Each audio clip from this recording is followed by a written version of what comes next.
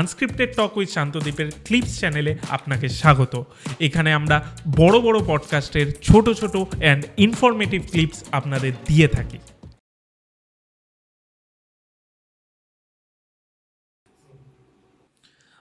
ডিসিশনের ক্ষেত্রে আর একটা জিনিসও হয়, যেটা মানে ডিসিশন নেওয়াটাও কিন্তু প্রয়োজন। অনেকে ডিসিশন নিতেও পারে না। ওকে, এবার ডিসিশনে কি হয়, আগে থেকে আমাদের মাথায় চলতে থাকে আমি কি ঠিক করছি, আমি যে পডকাস্টটা করব আদেও কোনো লাভ হবে, যদি না হয় ডিসিশন নিলামই না, হয়তো আমার লাইফের পডকাস্টটাই বড় হতো। এই যে ডিসিশন নেওয়াটা, ঠিক ডিসিশন নেওয়াটা, এটা কি করে বুঝবো যে আমি ঠিক ডিসিশন নিচ্ছি না ভুল ডিসিশন নিচ্ছি? রাইট, ডিসিশন নিয়ে আমি একটা এক্সাম্পল দেবো। এই এক্সাম্পলটা অনেকেই হয়তো আমি জানি না এইভাবে দেখেন কি না। It's a magic of 3D। আমি যখন আমার চেম্বারে বসি, বিভিন্ন ধরনের মানুষ আসে তো তাদের প্রবলেম নিয়ে। সো অনেকে আবার ফোন করে বলে এই ধরনের প্রবলেম আপনি ফেস করেন। আমি বললাম যে আমার কাছে সব ধরনের মানুষই আসে, আমি নিশ্চয়ই আপনাকেও হয়তো আমার অভিজ্ঞতা শেয়ার করব। আমি কখনোই বলি না আমি আপনার সলিউশন দেবো, তার কারণ আমি জানি না তার প্রশ্নের কতটা ডেপথ সে নিজের মধ্যে রেখেছে। সো প্রথমেই যেটা খুব দরকার, তিনি যখন ডিসিশান নিয়েছেন আমার কাছে আসতে, বা কোনো মানুষ যখন ডিসিশান নেয়, তার মানে তার পিছনে একটা ওয়ার্ড কাজ করে। সেই ওয়ার্ডটাকে একটু যদি আমি কি বলবো, সুন্দর করে গুছিয়ে বলি, এটা অনেকটা কোটেশনের মতন। আ journey of 1000 mile start with the first step. মানে 100 কিলোমিটারের জার্নি যদি স্টার্ট করতে হয়, প্রথম পদক্ষেপ নিতে হয়। সো ফার্স্ট থিং হচ্ছে আমি যে ডিসিশানটা নিচ্ছি, আমি কেন নিচ্ছি সেটা ক্লিয়ার কিনা। হুইমজিক্যাল ডিসিশন বলে একটা ওয়ার্ড ইউজ হয়, এবং সেই হুইমজিক্যাল ডিসিশান অনেক সময় স্কুল লাইফ, স্টুডেন্ট লাইফে প্রত্যেকটা ছেলেমেয়ে নিয়ে থাকে, এবং এর মধ্যে ভুল কিছু নেই। এই হুইমজিক্যাল ডিসিশান একবার দুবার না নিলে হয়তো সে নিজেকে চিনতেই পারবে না। তারপরে হয়তো রিয়েলাইজ করবে, না, ফ্রম নাও অনওয়ার্ডস আমি এই হুইমজিক্যাল ডিসিশান নেবো না। হুইমজিক্যাল ডিসিশান মানে হঠাৎ করে মাথায় আসলো আজকে কলেজ যাব না। মানে একটি ছেলে বা মেয়ে সে কলেজের উদ্দেশ্যে বেরোলো, মাথায় তার ঘোরা আরম্ভ করলো আজকে কলেজ যাব না। এবার ধরে নিচ্ছি সেই ছেলেটি বা মেয়েটির মধ্যে লিডারশিপ কোয়ালিটি আছে। সে প্রথমেই ফোন করলো আরও 3জন 4জনকে, বা গ্রুপে লিখলো এই চল সিনেমা দেখতে যাবি। যেহেতু তার লিডারশিপ কোয়ালিটি আছে, সে মনে মনে ভাবলো আমি যাব না মানে আরও 3-4জনকেও যেতে দেবো না, কারণ আমি একা গিয়ে কী করব।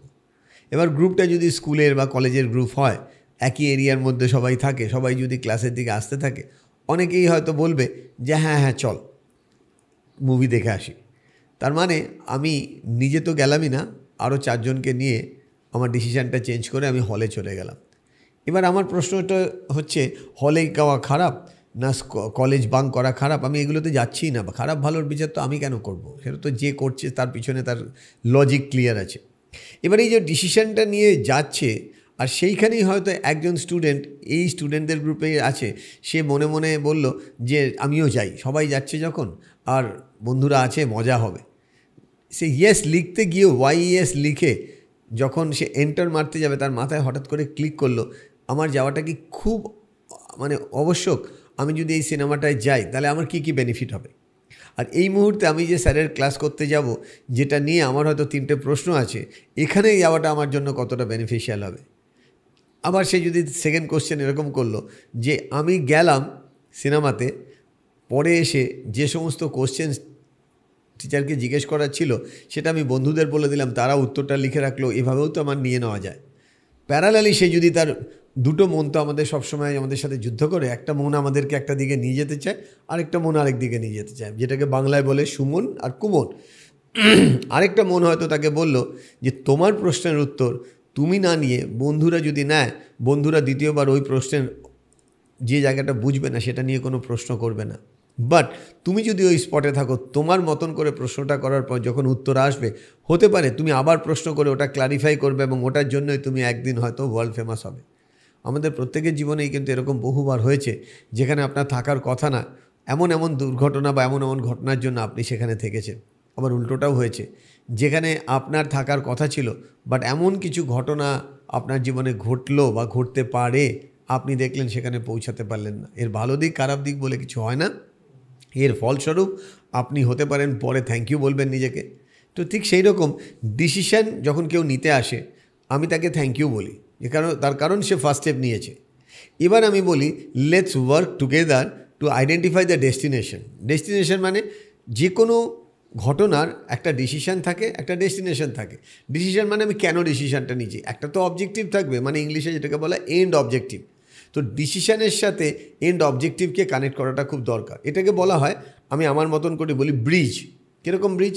কারেন্ট সিচুয়েশনটাকে বলা হয় কারেন্ট স্টেট, আর যেখানে আপনি পৌঁছতে চাইছেন সেই জায়গাটাকে বলা হতে পারে ডিজায়ার স্টেট। তাহলে কারেন্ট স্টেট থেকে ডিজায়ার স্টেটের যে গ্যাপ, এই গ্যাপটাকে ব্রিজ বানাতে হবে। আর সেই ব্রিজটা কী দিয়ে বানাতে হবে? টাইম দিয়ে।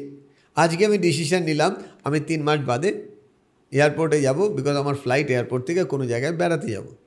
সো এই 3টে মাস 90 ডেজ আমি এমন কিছু কাজ করব যেটাতে আমার ডেস্টিনেশন পৌঁছানোর পরে কী হতে পারে তার প্ল্যান রাখা। যদি ঠান্ডার দেশে যাই তাহলে আমার ব্যাগটা সেইভাবে গোছাবো।